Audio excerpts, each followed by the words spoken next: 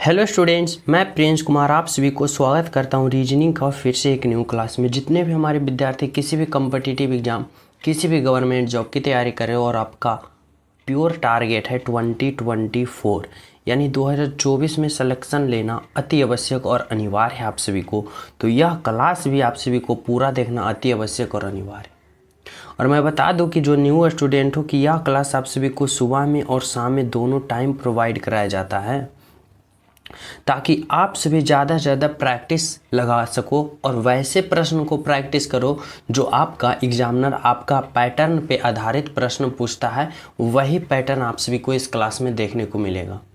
और आप सभी को पता होगा कि अगर आप लोग अपने एग्ज़ाम में ज़्यादा से ज़्यादा नंबर इंक्रीज करना चाहते हो तो ज़्यादा से ज़्यादा प्रैक्टिस लगाना शुरू कर दो। और यह क्लास आप सभी को एग्जाम बेस्ड कंटेंट दिया जाएगा और प्रतिदिन आप सभी को सुबह और शाम यह क्लास आप सभी को प्रोवाइड कराया जाता है। शाम की टाइमिंग 6 बजे आप सभी को वीडियो अपलोड कर दिया जाएगा और सुबह की टाइमिंग की बात करें तो 8 बजे यह क्लास आप सभी को अपलोड कर दिया जाता है। समझ रहे हो? तो आप लोग को पूरा देखना यह क्लास अति आवश्यक और अनिवार्य है अगर आप लोग 2024 में सिलेक्शन लेना अनिवार्य समझते हो तो चलो शुरू करते हैं। पहला प्रश्न देखो, पहला प्रश्न में आप सभी को बताना होगा और सोचना समझना होगा। बताना है शब्दों संख्याओं का संबंध। देखो, संख्याओं का संबंध जब भी ऐसा आ जाए कि जिस प्रकार 13 का संबंध 38 से है, 17 का संबंध इसी प्रकार हमें किससे होगा, जब भी ऐसा प्रश्न आ जाए तो आप लोग क्या लॉजिक लगाओगे, किस प्रकार से सोचोगे, तो समझो। देखो, सभी विद्यार्थी पहले आप लोग जितना भी प्रश्न है ना खुद से सॉल्यूशन करना कोशिश करो, क्योंकि आप लोग स्टडी टेबल पे ही होंगे तभी तो यह क्लास ले रहे हो, और स्टडी टेबल पे होंगे तो आप लोग तो सॉल्यूशन करने के पेपर और पेन तो होगा ही। तो आप लोग यहाँ पे पहले खुद से सॉल्यूशन करने की कोशिश करिए और राइट आंसर पता करने की कोशिश करें और हमसे पहले आप लोग टाइप करें कमेंट में। समझो, फिर तो मैं बता ही रहा हूँ, आप लोग समझते चलना। तो देखो, पहला प्रश्न समझने की कोशिश करना। यहाँ पे आप सभी को सोचना होगा, लॉजिक लगाना होगा कि आखिर हम 13 में किस प्रकार कैलकुलेशन करें, क्या कैलकुलेशन करें कि हमें 38 प्राप्त हो। तो कैसे सोचोगे भाई? तो इस तरह से सोचना कि जैसे कि 13 से 38 गया है, यानी कि अगर 13 में गुना 2 करते हैं तो 13 दूना 26, अगर हम गुना 3 करते हैं तो 13 तिया का 39 आ रहा है, लेकिन चाहिए हमें 38। तो 38 चाहने के लिए क्या करोगे भाई? तो इसमें माइनस का 1 करोगे, और जब माइनस में 1 करोगे तो देखो 38 प्राप्त हो रहा है। तो बोलोगे जी सर। यानी क्या किया कि पहले 13 में 3 गुना किया और 1 घटा दिया। इसी प्रकार आप लोग इस 17 में इसी प्रकार नहीं करोगे। अगर 13 का गुना करोगे तो 17 तिया का 51, और 51 में पुनः आप लोग 1 को माइनस करोगे तो 51 में 1 माइनस करोगे तो 50 आप सभी को प्राप्त नहीं होगा, यानी 50। यानी कि यहाँ पे क्या होगा? तो 50 होगा। कौन सा ऑप्शन में दिख रहा है भाई? तो बोलोगे सर ऑप्शन नंबर है डी में दिख रहा है, जो कि आपका राइट। बोले तो ऑप्शन नंबर डी। समझ रहे हो हमारी बातों को? तो चलिए हम सब नेक्स्ट प्रश्न पे। और जो प्रिय स्टूडेंट अभी तक क्लास को लाइक नहीं किए हो, बिना लाइक किए देख रहे हो, तो लाइक वाले बटन है उसको दबा दो, और जो न्यू हो तो चैनल सब्सक्राइब कर लेना, बेल आइकन भी ज़रूर दबा लेना, ताकि आप सभी को क्या हो कि सुबह शाम वाले क्लास का नोटिफिकेशन समय पे मिल सके। समझ रहे हो? चलो भाई, अगला प्रश्न समझना। 2 नंबर का प्रश्न देखो। 2 नंबर का प्रश्न आप सभी से क्या पूछना चाहता है? तो देखो, यहाँ पे समझना। यहाँ पे क्या है भाई? तो टीवी है, कैमरा है, ट्रेन है। अब देखो, आप लोगों को यहाँ लॉजिक लगाना होगा कि टीवी, कैमरा, ट्रेन में आप लोग कौन सा ऑप्शन का, इन चारों ऑप्शन में कौन सा ऑप्शन का फिगर चयन करना चाहते हो, चयन करोगे ताकि इन तीनों का एक साथ सही संबंध बतावे। कौन सा ऑप्शन के चयन करना चाहते हो भाई? तो कौन सा ऑप्शन देखोगे? तो देखो, हमारी बातों को समझना। अगर हम बात करें टीवी का, तो चलो मैं टीवी के लिए एक गोला बनाता हूँ। अगर हम बात करें कैमरा का, तो टीवी और कैमरा में कोई रिलेशन है? तो बोलोगे सर कोई रिलेशन नहीं, यानी कि हाँ कैमरा के लिए गोला हो जाएगा। फिर देखो ट्रेन के लिए अगर बात करें तो टीवी, कैमरा, ट्रेन, यानी कि तीनों में कोई भी प्रकार का रिलेशन नहीं है, यानी इस तरह से फिगर बनेगा। ऑप्शन ए नहीं, ऑप्शन बी नहीं, ऑप्शन सी नहीं, ओनली वन ऑप्शन बोले तो डी। यानी कि इस प्रश्न का राइट आंसर क्या होगा, तो ऑप्शन नंबर डी होगा, जो कि आपका बिल्कुल सही है, बिल्कुल सत्य है। समझ रहे हो हमारी बातों को? आपका राइट आंसर क्या निकल के आया, ऑप्शन नंबर बी। तो चले हम सब नेक्स्ट प्रश्न पे, तो देखना समझो। अगला प्रश्न आप लोग समझना, 3 नंबर का प्रश्न आप सभी से क्या पूछना चाह रहा है आपका एग्जामिनर भाई। कह रहा है निम्नलिखित आकृति के लिए दर्पण छवि चुने।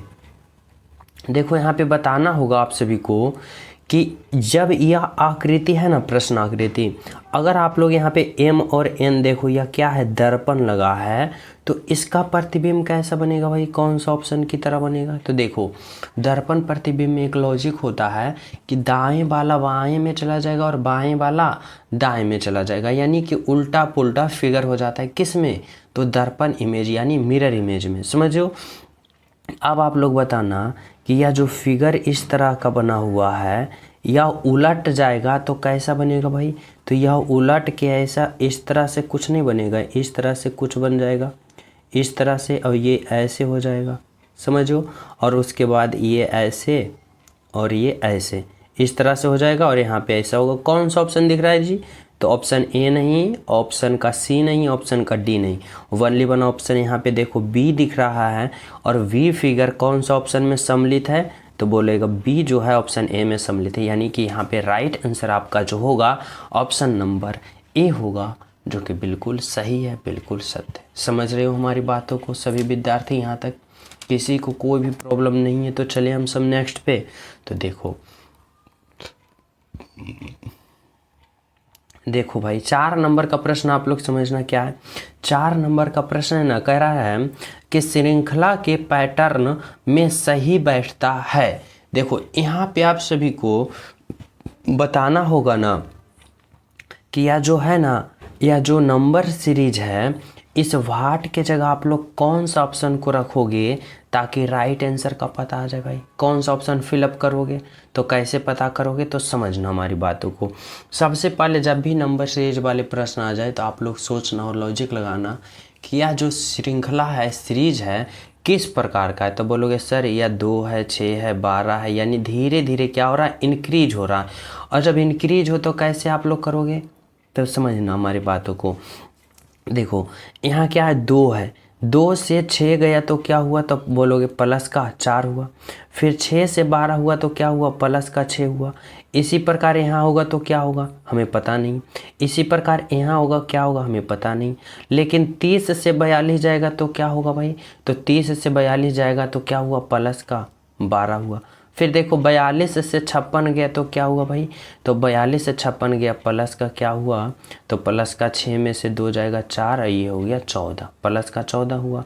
अब आप सभी को कोई सीरीज आप सभी को पता चल रहा है, तो बोलोगे जी सर हमें तो पता चल रहा है कोई सीरीज, क्या सीरीज चल रहा है, तो देखो हमारी बातों को समझना। देखो यहाँ पे देखो +4 हुआ, +6 हुआ, तो इस बार मैं प्लस का 8 कर दूं, तो देखो अगर प्लस का 8 करता हूं तो 12 और 8 कितना होता है, तो बोलोगे सर 12 8 20 होता है। क्या होता है, 20 होता है।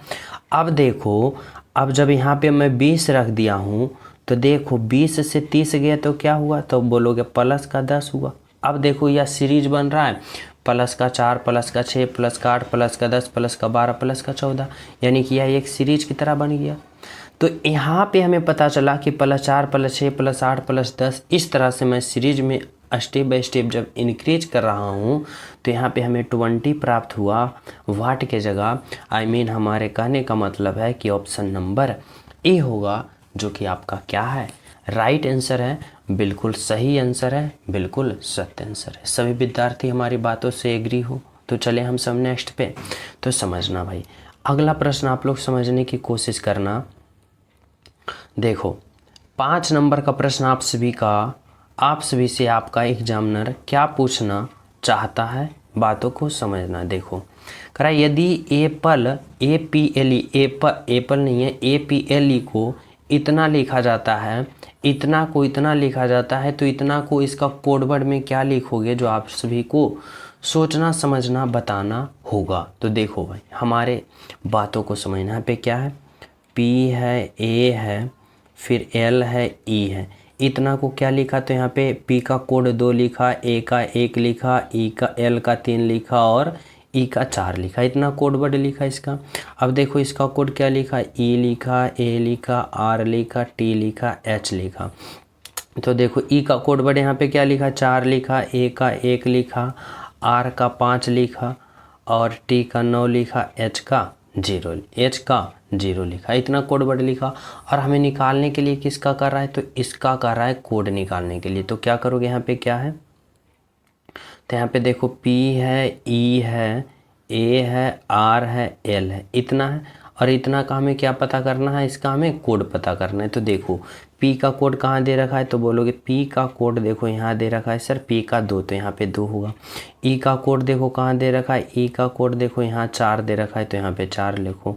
A का कोड देखो कहाँ दे रखा है, A का कोड यहाँ दे रखा है, तो 1 लिखो। फिर R का कोड देखो कहाँ दे रखा है, R का कोड यहाँ पे क्या है, तो 5 है, तो यहाँ पे 5 लिखो। R का कोड क्या है, 5 दे रखा है, 5 लिखो। उसके बाद फिर क्या है, L का कोड देखो कहाँ दे रखा है, यहाँ दे रखा है, 3 है, तो यहाँ पे 3 लिखो। अब देखो 24, 15, 3 यानी 2, 4, 1, 5, 3 कौन सा ऑप्शन में है, 2, 4, 1, 5, 3 बोले तो ऑप्शन नंबर A में दिख रहा है, जो कि क्या है आपका राइट आंसर है, बिल्कुल सही आंसर है। समझ रहे हो हमारी बातों को, राइट आंसर क्या निकल के आया, ऑप्शन नंबर A। तो चलिए हम सब नेक्स्ट प्रश्न पे। तो देखना अगला प्रश्न आप लोग समझने की कोशिश करना। 6 नंबर का प्रश्न आप सभी से क्या पूछना चाह रहा है आपका एग्जामिनर। देखो करा, उसकी पहचान करें जो इस समूह से संबंधित नहीं है। भाई साहब आप सभी को यहाँ पे बताना होगा, यहाँ पे देखो एल्युमिनियम है, आयरन है, वैकेलाइट है, पीतल है। अब आप लोग को दिमाग लगाना होगा कि यहाँ पे ये जो चारों है ना, यह क्या है, यानी कि इन चारों में करा उसका पहचान करें जो समूह से संबंधित नहीं है। यानी कि यह जो 4 समूह है ना, इनमें 3 समूह एक समान होगा, लेकिन एक समूह अलग होगा, वही अलग को आप सभी को बताना होगा। तो फिर कैसे आप लोग पता करोगे, तो हमारी बातों को समझो। देखो अगर हम बात करें एल्युमिनियम का, आयरन का, पीतल का, तो ये तीनों क्या है ना, ये तीनों क्या है, तो ये तीनों की बात करें तो यह क्या है, बिजली का क्या है, सुचालक है। यानी कि इस प्रकार से आप लोग भी यहाँ पे लॉजिक लगा सकते हो कि ये तीनों क्या है, सुचालक है। पीतल भी देखो सुचालक है, एल्युमिनियम भी सुचालक है, आयरन भी सुचालक है। लेकिन जब हम बात करें वैकेलाइट का, तो यह कुचालक हो जाता है। क्या होता है, तो यह कुचालक हो जाता है। तो यानी सबसे अलग की हम जब बात करें ना, तो ऑप्शन नंबर ए फिगर ये सी वाले जो होगा यही क्या है, एरर है। और सी कौन सा ऑप्शन में दिख रहा है जी आपको, तो ऑप्शन नंबर ए में दिख रहा है। यानी आपका राइट आंसर जो होगा ऑप्शन नंबर ए, क्योंकि सी जो वैकेलाइट है यह क्या है, कुचालक है। बाकी क्या है, तो विद्युत धारा का क्या है, सुचालक है। यानी इन सभी में क्या होता है, करंट पास होता है, वैकेलाइट में करंट पास नहीं होता है। समझ रहे हो हमारी बातों को। तो चलो नेक्स्ट प्रश्न आप लोग समझना क्या है। देखो 7 नंबर का प्रश्न आप लोग समझना क्या है। 7 नंबर का प्रश्न में करा, उपयुक्त आकृति का चयन करें जो दी गई श्रृंखला को पूर्ण करेगा। हमारी बातों को समझना, यह प्रश्न आकृति है, उत्तराकृति है। अब आप सभी को पता करना होगा कि यहाँ जो फिगर है, यहाँ है, यहाँ है, उसके बाद यहाँ पे आप लोग कौन सा फिगर रखोगे जो कि उत्तर आकृति से, option A, option B, option C और डी में से कौन सा ऑप्शन यहाँ पे उठा के रखोगे, ताकि यह जो प्रश्न आकृति यहाँ पे आएगा, कौन सा उत्तर आकृति वाले यहाँ पे आएगा। तो कैसे पता करोगे, तो हमारी बातों को समझना। देखो यहाँ पे इस तरह से सोचना, इस तरह से लॉजिक लगाना कि देखो यह जो गोला है ना, यह गोला, और गोला के अंदर क्या है, तो बोलोगे सर गोला के अंदर एक त्रिभुज है। अब आप लोग बात यहाँ पे हमारी बातों को समझना, बाहर में जो गोला था ना उसको इसी तरह से गोला रखा, लेकिन जो अंदर में त्रिभुज, एक त्रिभुज था उसको 2 त्रिभुज बना दिया, और इस गोले को यानी दोनों तरफ रख दिया, तो उसी प्रकार से हम इसमें लॉजिक नहीं लगाएंगे।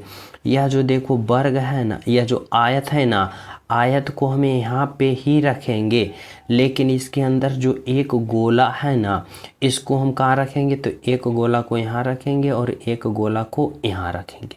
इस तरह से रखेंगे, क्योंकि ये इसका आकृति संबंध इससे है तो इसका आकृति संबंध इससे होगा। और ऐसा आकृति अब कौन सा ऑप्शन में दिख रहा है आप सभी को? ए नहीं, सी नहीं, डी नहीं, ओनली वन ऑप्शन बी में दिख रहा है। और ऑप्शन बी किस में है, तो बोलोगे ऑप्शन बी यहाँ पे सी में दे रखा है, यानी बी वाले फिगर किस में दे रखा है, तो ऑप्शन सी में, यानी आपका राइट आंसर होगा ऑप्शन नंबर सी। हमारी बातों को समझ रही हो यहाँ तक सभी विद्यार्थी? तो चले हम सब नेक्स्ट पे। तो देखो नेक्स्ट प्रश्न समझना, 8 नंबर का प्रश्न क्या कर रहा है आप सभी से। देखो 8 नंबर का प्रश्न जो है ना, ब्लड रिलेशन का प्रश्न है।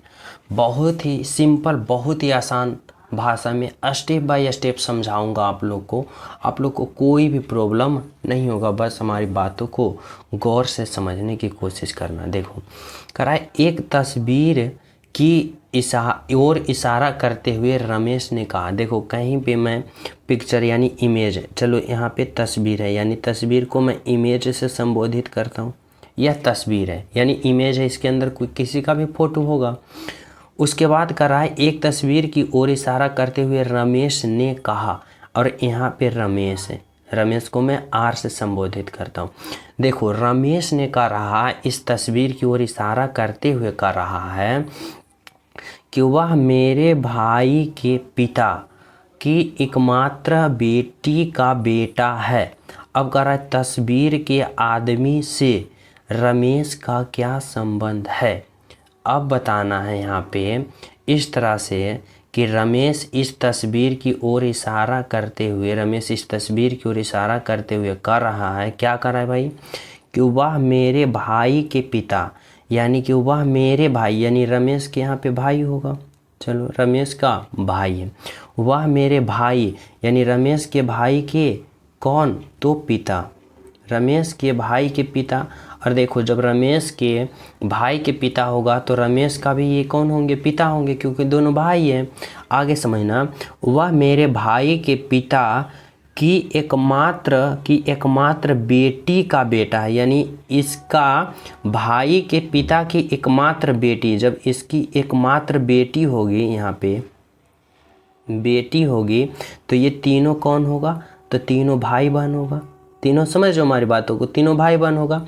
करा हुआ मेरे भाई, रमेश के भाई के पिता की एकमात्र बेटी, यानी इसके पिता के एकमात्र बेटी, यानी एक ही बेटी है, एकमात्र बेटी का बेटा है, यानी कि इसकी जो इस यहाँ पे बेटी है ना, इसकी बेटा यहाँ पे कौन है, तो इसकी बेटा यह फिगर वाले है। अब हमारी बातों को समझना, वह मेरे भाई के पिता, रमेश के भाई के पिता की एकमात्र बेटी का बेटा है, कौन, यह इमेज वाला, यह फिगर वाले। समझो। अब आप लोग प्रश्न पे आ जाना कि प्रश्न आप सभी से क्या पूछना चाह रहा है। देखो कह रहा है, तस्वीर के आदमी, या जो तस्वीर में जो आदमी है ना, तस्वीर का आदमी से रमेश का क्या संबंध है, रमेश का क्या संबंध है, यानी कि आदमी का संबंध नहीं पूछ रहा है। यहाँ पे आप लोग कंफ्यूज, बहुत सारे 99.99% स्टूडेंट यहाँ पे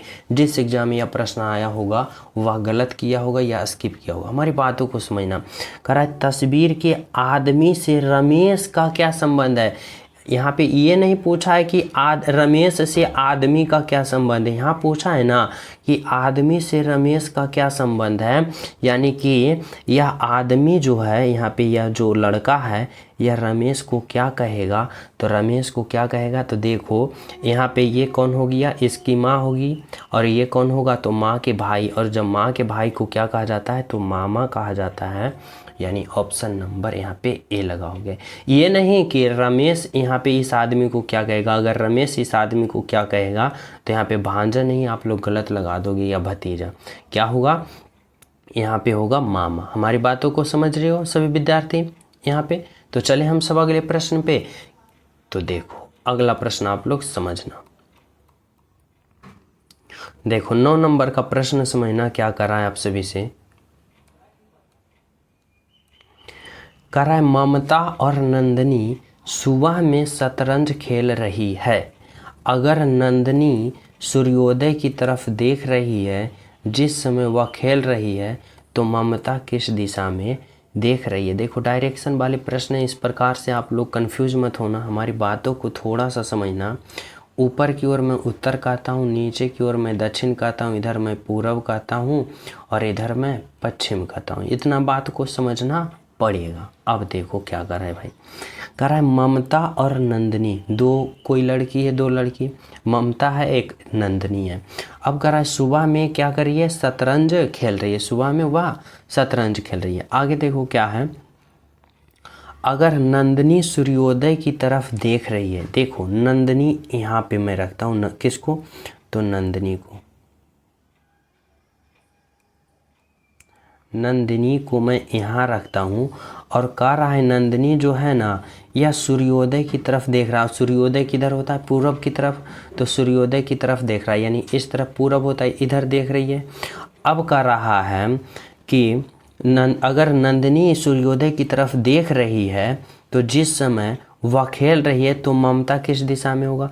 और जब यहाँ पे कर रहा है ममता और नंदिनी सुबह में शतरंज खेल रही है, और शतरंज का गेम जो होता है, शतरंज एक गेम है और यह गेम किस तरह से खेला जाता है, तो आमने सामने बैठकर खेला जाता है। यानी कि यहाँ पे ममता कहाँ होगा, कहाँ होगी, तो ममता यहाँ पे होगी, तभी तो आमने सामने खेलेगी। और देखो जब नंदिनी सूर्योदय की तरफ देख रही है तो ममता किस दिशा में देखेगी, तो सूर्योदय होता है पूर्व दिशा में, तो इसका विपरीत दिशा यानी ममता इसका उल्टा दिशा में होगी, तो इसका उल्टा दिशा में क्या होगा, तो इधर पूर्व है तो इधर क्या होगा, पश्चिम दिशा, यानी कि तो ममता किस दिशा देख रही होगी, तो ममता पश्चिम दिशा देख रही होगी। समझ रहे हो हमारी बातों को।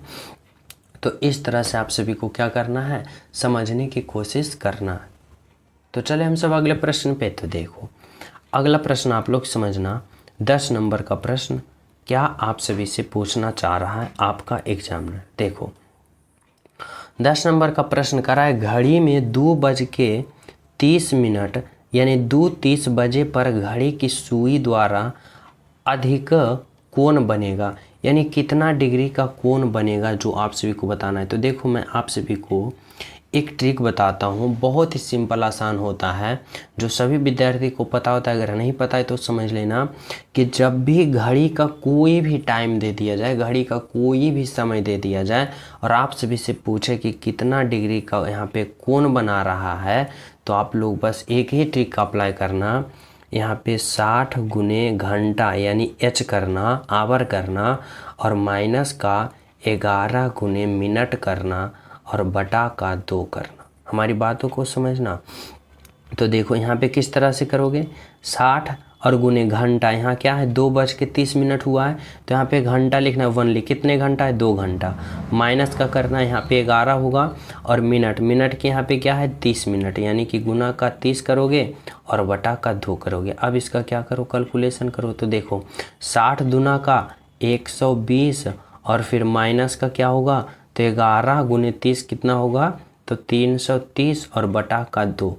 अब देखो 120 में जब 120 में यहाँ पे जब 120 में 330 को घटाओगे तो बोलोगे सर माइनस में आ जाएगा, तो कोई दिक्कत नहीं, यहाँ पे पहले घटाओ तो 0 होगा, 1 होगा, और यहाँ पे कितना होगा, 3 में से 2 जाएगा, यहाँ पे 1 होगा, और फिर यहाँ पे 3 में 2 जाएगा, यहाँ पे क्या होगा, तो यहाँ पे 2 होगा। समझ रहे हो हमारी बातों को।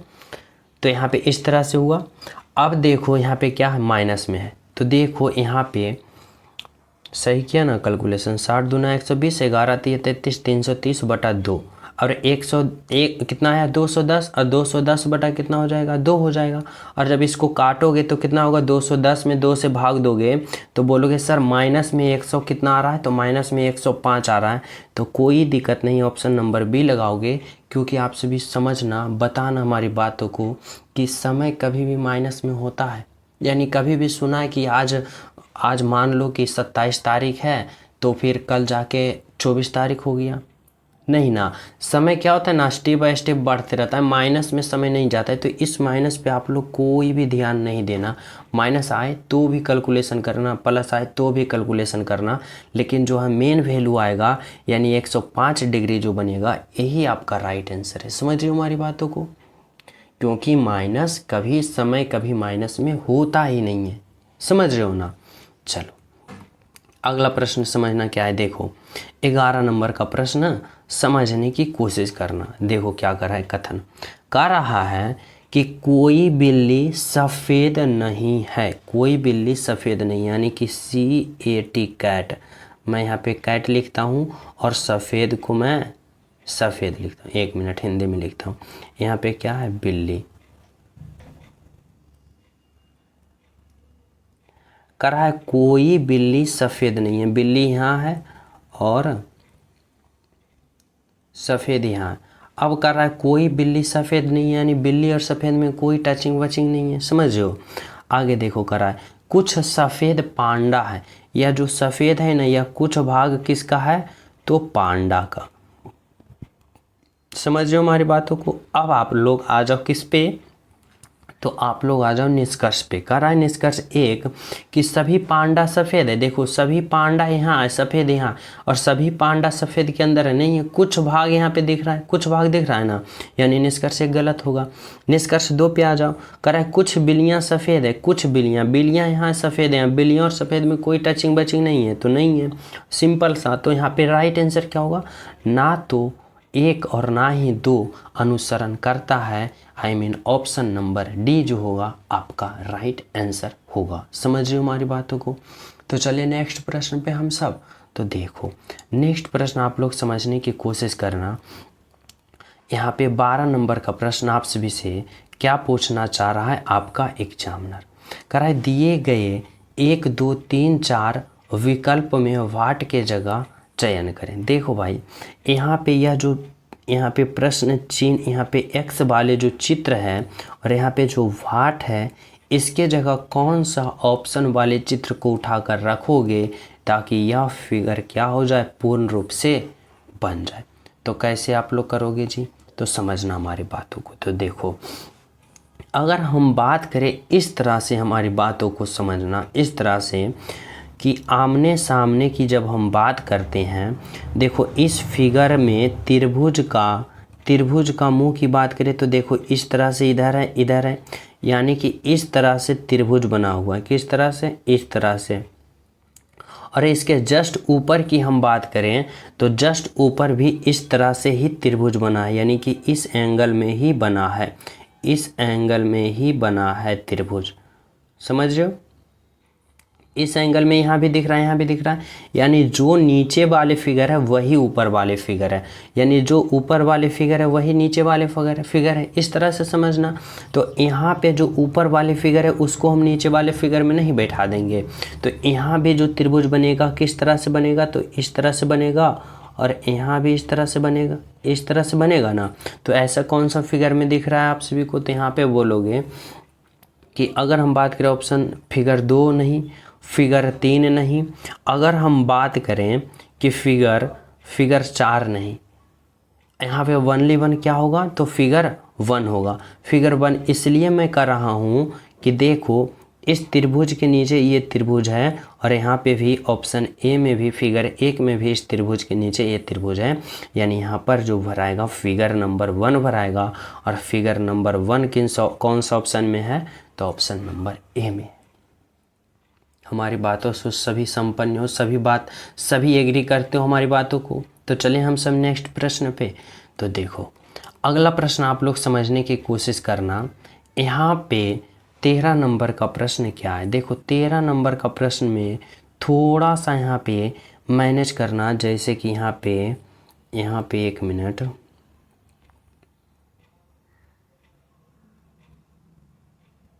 डी का मान जो है ना, डी का मान भाग है, यानी डी का अर्थ भाग है। अब आप लोग यहाँ पे कैलकुलेशन करो। देखो यहाँ पे क्या कर रहा है, 99 डी इतना इतना इतना, तो इतना का मान क्या होगा, हमारी बातों को समझना। यहाँ पे जो अर्थ कर रहा है ना वैसा अर्थ में रखना है और कैलकुलेशन करना है। तो देखो यहाँ पे क्या है 99 है। डी का अर्थ क्या है भाग है, तो यहाँ पे भाग दो 9। सी का अर्थ देखो कहाँ दे रखा है जी, तो सी का अर्थ देखो गुना है, तो यहाँ पे गुना दो 11। फिर वी का अर्थ देखो घटाव है, तो यहाँ पे घटा दो 21। फिर डी का अर्थ देखो भाग है, तो यहाँ पे भाग दो 21। अब आप लोग क्या करो, तो इसका कैलकुलेशन करो किस प्रकार से, तो बोर्ड मास प्रयोग करना है, पहले भाग फिर गुना फिर जोड़ और अंत में घटाव। तो देखो जब 99 में 9 से भाग दोगे तो कितना आएगा, तो 11 आएगा। कितना आएगा 11, और फिर गुना 11 होगा माइनस होगा। अब देखो जब 21 में 21 से भाग दोगे तो कितना आएगा, तो 1 आएगा, यानी कि यहाँ पे 1 होगा। अब देखो क्या करोगे, तो 11 गुने 11 यानी भाग का होगा, भाग का हो गया तो इस बार गुना का होगा। तो देखो 11 गुने 11 क्या होगा 121, और 121 में जब 1 को घटाओगे तो कितना आएगा 120 यानी 120। ऑप्शन नंबर बोले तो ए। कितना आया 120, ऑप्शन नंबर ए में 120, जो कि आपका राइट आंसर है। समझ रहे हो हमारी बातों को, सभी विद्यार्थी यहाँ तक समझ गए हो। तो चले हम सब नेक्स्ट पे। और जो प्रिय स्टूडेंट क्लास को लाइक नहीं किए हो लाइक कर देना, सेशन को शेयर कर देना, और जो न्यू हो तो चैनल सब्सक्राइब कर लेना, बेल आइकन भी दबा लेना ताकि नोटिफिकेशन आसानी से मिलता रहे। समझ रहे हो ना। चलो देखो कर रहा है 14 नंबर का प्रश्न समझना। कर रहा है निम्नलिखित अनुक्रम में उस अक्षर की संख्या कितनी है जिनके ठीक पहले एक प्रतीक है परंतु ठीक बाद में संख्या नहीं है। देखो यहाँ पे कंडीशन भी दे दिया है ताकि आप लोग एग्जाम में कंफ्यूज हो, लेकिन आप लोग को कंफ्यूज तो होना नहीं है, यहाँ से 1 नंबर प्योर उठाना है। समझो हमारी बातों को। देखो क्या कर रहा है निम्न अनुक्रम में उन अक्षर की संख्या कितनी है, यानी उस अक्षर यानी अल्फ़ा वर्ड, उस अल्फ़ा वर्ड का यहाँ पे काउंट करना है, यानी कि ABCD के अक्षरों की संख्या पता करना है जिनके ठीक पहले एक प्रतीक होना चाहिए और परंतु बाद में संख्या नहीं होना चाहिए। जैसे कि इस तरह से, जैसे कोई अल्फ़ा वर्ड ABCD का अल्फ़ा वर्ड ए मैं ले लिया हूँ, करा है ना, इसके पहले ठीक एक प्रतीक होना चाहिए। एक प्रतीक कोई, चलो मैं $1 उठा लिया हूँ, ये एक प्रतीक है डॉलर का, परंतु इसके बाद कोई संख्या नहीं होना चाहिए, यानी कि चिन्ह तो होना चाहिए लेकिन संख्या यानी 1 2 3 ये नहीं होना चाहिए, 2 3 4 ये नहीं होना चाहिए, ऐसे वाले को काउंट करना है। तो देखो अगर हम बात करें M का, तो देखो M के पहले क्या है, तो बोलोगे सर M के पहले देखो एक क्या है, तो प्रतीक है यानी चिन्ह है, लेकिन M के बाद कोई संख्या है नहीं ना है, तो एक ये हो गया एक। आगे देखो A की बात करें तो इसके पहले एक प्रतीक है लेकिन एक संख्या नहीं है, तो एक ये हो गया। अब देखो बात करें N, तो N के पहले एक प्रतीक है लेकिन बाद में एक संख्या है, तो यह नहीं होगा। अब बात करो देखो B के पहले कोई प्रतीक नहीं है, संख्या है। O के पहले कोई प्रतीक नहीं है, संख्या है। अगर हम बात करें यहाँ पे ये नहीं होगा, 3 नहीं होगा। C के बात करें तो C के बाद एक संख्या है, ये भी नहीं होगा। P के बात करें तो यहाँ पे एक संख्या है।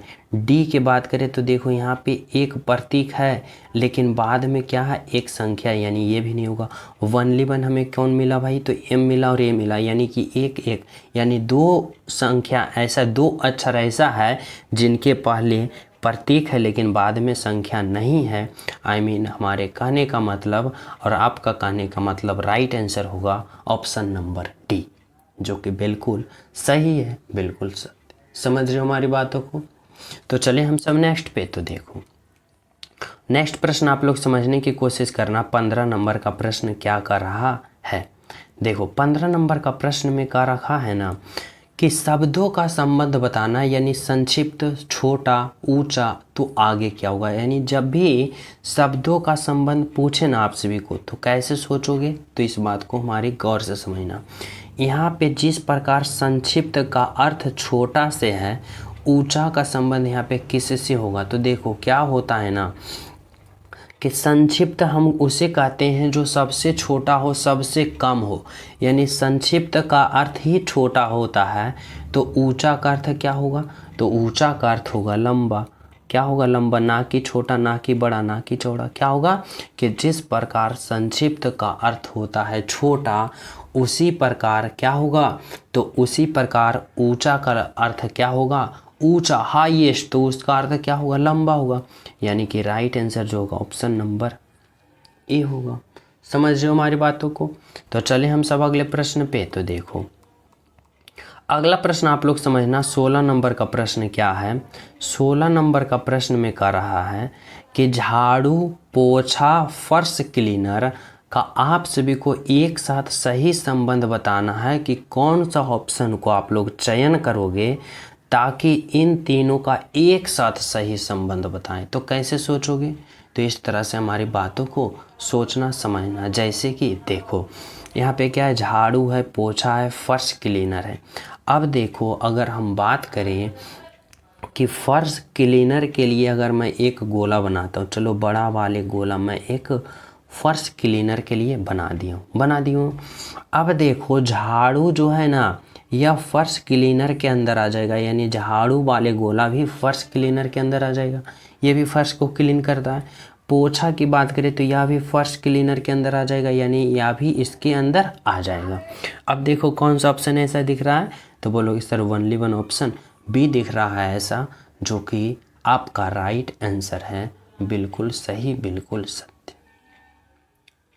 समझ रहे हो हमारी बातों को।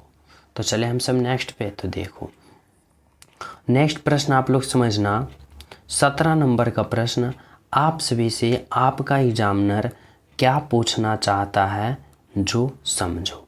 देखो यहाँ पे करा है ना कि लुप्त संख्या ज्ञात करें, मिसिंग नंबर। जब भी मिसिंग नंबर में आ जाए आपका एग्जाम में ऐसा प्रश्न, तो कौन सा लॉजिक लगाओगे, तो समझना कि इस व्हाट के जगह क्या होगा वही ना पता करना है। तो देखो कैसे पता करोगे, तो इस तरह से पता करना कि यहाँ 9 है और यहाँ 13 है, यहाँ 22 है, तो यहाँ पे क्या होगा।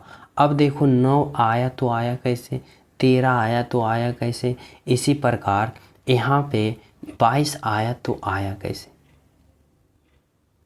समझो हमारी बातों को। तो देखो अगर हम बात करें यहाँ पे कि अगर हम यहाँ पे क्या करें, यहाँ पे अगर हम 3 का स्क्वायर करें तो 3 का स्क्वायर कितना होता है, 9 होता है।